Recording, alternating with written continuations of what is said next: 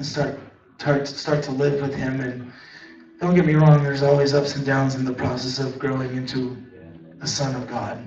Not knowing who you are and stepping into your identity, who you are as a son. And knowing that when you step into your identity as a son, you begin to walk in confidence. I have to really say that I've only recently started doing that. Because there's more and more every time. There's more and more every time. It's like it took a 10-year process.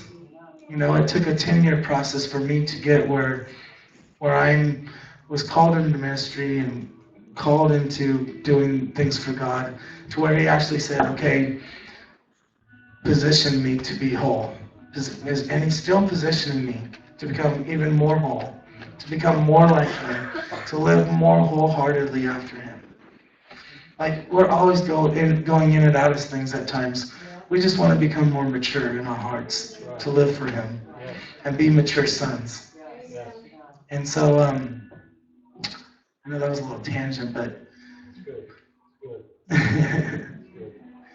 but here's the deal. Like, the Lord came to me when, let's see, it was 20.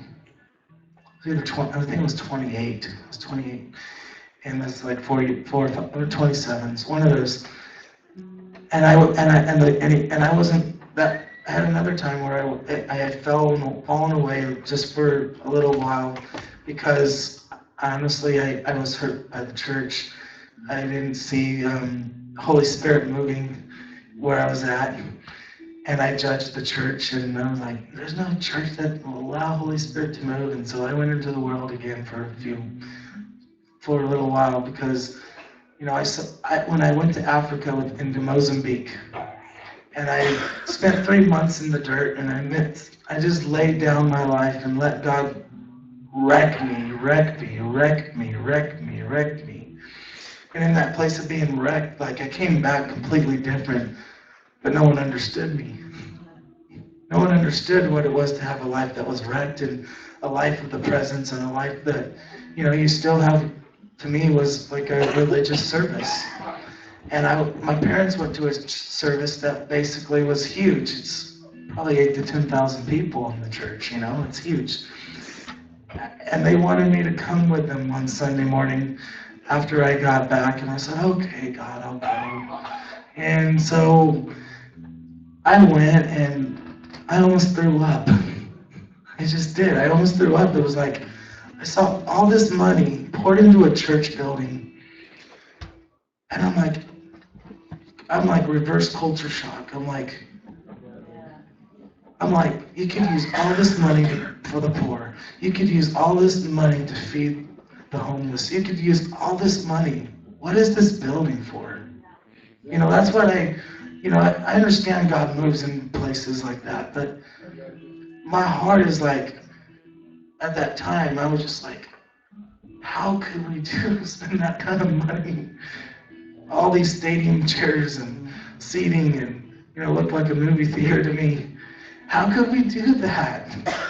To me, at least at that point in time. I understand it now. But at that time where I was at, my heart was in complete wrestling with, how could we spend that much money and not benefit the kingdom, and not benefit the poor, and not benefit them that are less fortunate.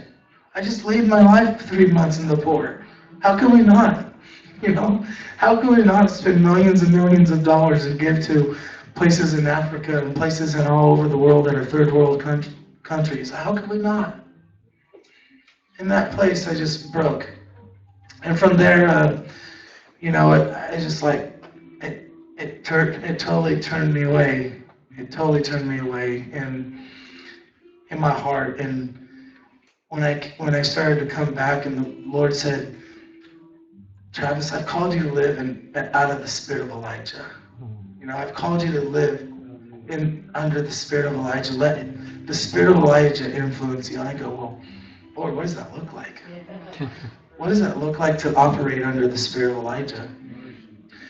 He goes, first of all, you have to regain honor in your house. You have to regain honor in your parents' house. You have to honor them. And out of the blue, I just came to my parents and I began to say, I don't know what this looks like, but I'm gonna learn how to honor you. The Lord said I have to regain honor with you before He'll put me in the full-time ministry, before He'll actually set me into the place of being established in ministry. And I don't know what am I going to do. I'm like, started asking the Lord every day. I'm like, so what am I going to do, God? How does this work? How are we going to do this? And I ended up going for a little house sitting at my aunt's house in Bakersfield, California for about 9 days. And I'm there in Bakersfield, California, and I'm just house sitting, and and all of a sudden the Lord ambushes me. Just ambushes me. Like, totally in the place where I'm a wreck. Like, I'm weeping for 9 days, and I can't stop. And it convicts my heart. And He says, Travis, fall in love with your parents. Fall in love with your parents. Fall in love with your parents. And I was just like, I have a love language that's like the physical touch, and it's not just the physical touch. I like words of affirmation and all these different things. And growing up, my mom loved me in a different way. My mom loved me with gifts, service, things like that. But for my heart, it didn't receive it. It didn't receive the love. It didn't receive the love of the mother that truly she meant well. She gave it all. She gave her heart to do this. And I was like rejecting it because my heart was like, I want you to love me the way I need to be loved.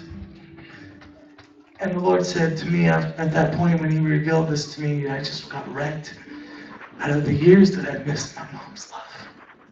Like when you miss it, you miss it. You truly miss it. And you don't have the gratitude and the thankfulness of what she actually did for you. And you come into this place where you're just like, how did I miss it, God? How did I miss this love that she gave me?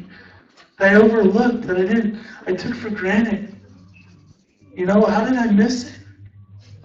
And I just was wrecked for these days. It just in and out, in and out, in and out. Like, God, I'm so sorry I missed it.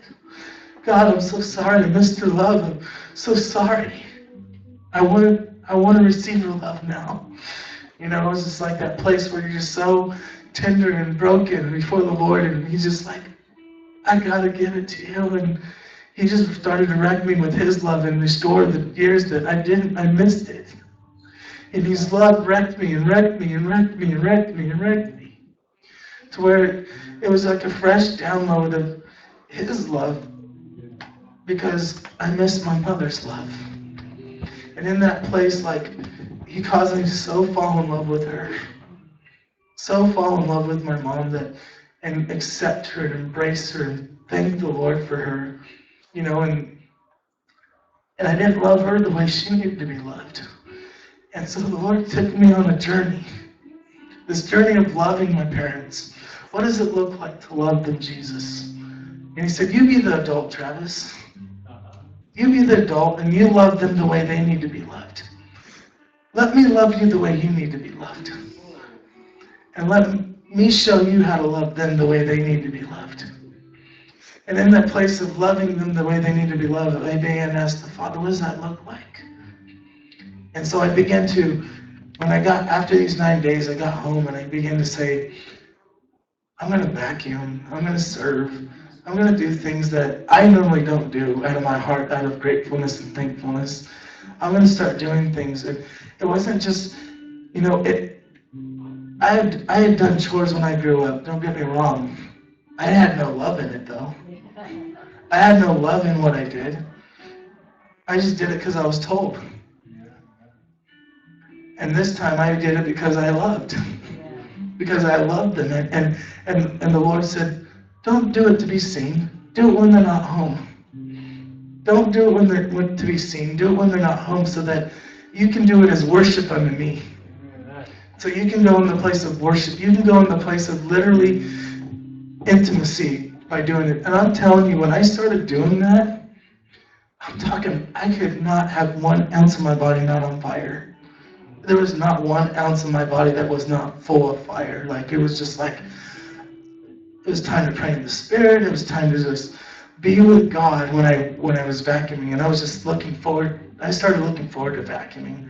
I started looking forward to, I get to spend some great time with Jesus. I get to serve Him as I serve my parents. And literally, there was such a quick restoration in my life with my parents in this time that God just went, whoosh, just blew on it, breath of heaven on it, where they started to notice even though I didn't tell them. And they were like, what's going on? What did you do with my son? What did you do with him? Who are you? And I just began to say, well, I just started to love Jesus again. And I started to love you again. And in this place of loving you and loving Jesus, I can't help it. I got to pour out my overflow of love. And I got to serve you and love you and do this. And to this day, I still vacuum.